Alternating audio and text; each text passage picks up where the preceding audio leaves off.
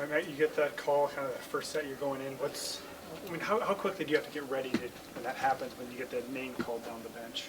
I feel like the bench does a really good job of always staying ready. Like, we teach that a lot in our practices about, like, just people ready to make changes and come in and make big plays. And I think as, like, a whole group and as a team, like, the bench does a really good job of always staying ready. So I feel like in that moment I was pretty prepared to go in. What do you have to do mentally to step into the match, too? I mean, like, when you're named to step on the court? I mean, I always take a few deep breaths just because, like, the energy can be a little bit high. And I just know, like, I don't know, it gets pretty nerve-wracking sometimes, but I know that my teammates have my back, so it's never that big of a deal. What's your first reaction like when you know you're going in? What's your initial body feeling goes over you? I don't know. I always take a second to like think about like what's gonna happen. Like, I've got to go in, I know like I'm going in there to make a change, and so like I think of like what I can do to like when I first go in there, like if it's bringing energy or taking a deep breath and calming everybody down, like. It's just, I always think about like what I can do to bring the team up or like maybe settle things down when we get in the moment. What does it say about this team that you've had almost everybody on that bench at different points in the season have to step in and make an impact?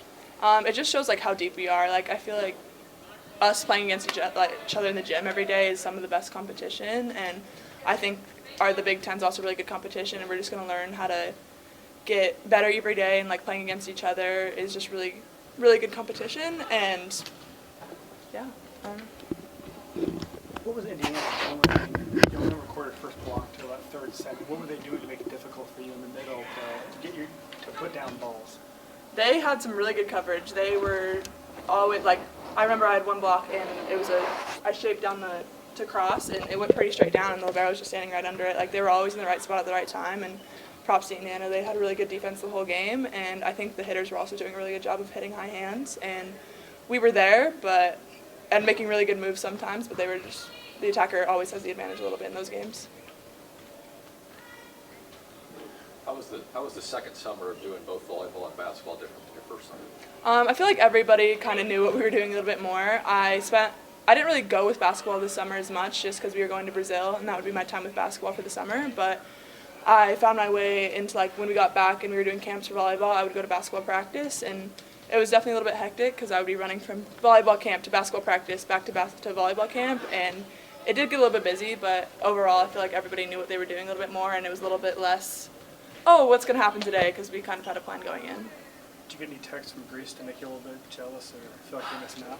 Well, I was supposed to go to Greece, and then I decided to stay back just because I was, like, the flight. I was going to go for 4 days, and the flight was just a little bit long, so I decided to stay back. But all the pictures, I was so jealous. They had a really fun boat day, and very jealous. So what's this time of year like for you now with both with basketball gearing up, and obviously you're in the middle of volleyball now? My main priority is always volleyball at this time, so I'm doing a little bit extra conditioning, just staying in shape, and when basketball games start, or like I run into basketball practice all the time just to say hi, and when basketball games start, like I'll be their biggest fan sitting there on the bench with them, so it's kind of sad seeing them get going, and I wish I could be there with them, but I'm also excited to go as far as I can with volleyball. Are you doing any extra skill instruction or any basketball-specific workouts? I go in and shoot probably 2 to 3 times a week just to keep touch, and then I'm going to start doing like skills work with basketball coaches. It's very soon, yeah. Through 2 weekends, I mean, what's your assessment of what this team's capable of in the Big Ten? I think that we're going to be really good going forward. There's a lot of big competition coming up, and I think we play really good competition in practice every day, and we're going to be really hard to stop if we're playing Husker volleyball. How difficult is it to go on the road back-to-back weekends? I mean, and play back-to-back matches. How difficult is that?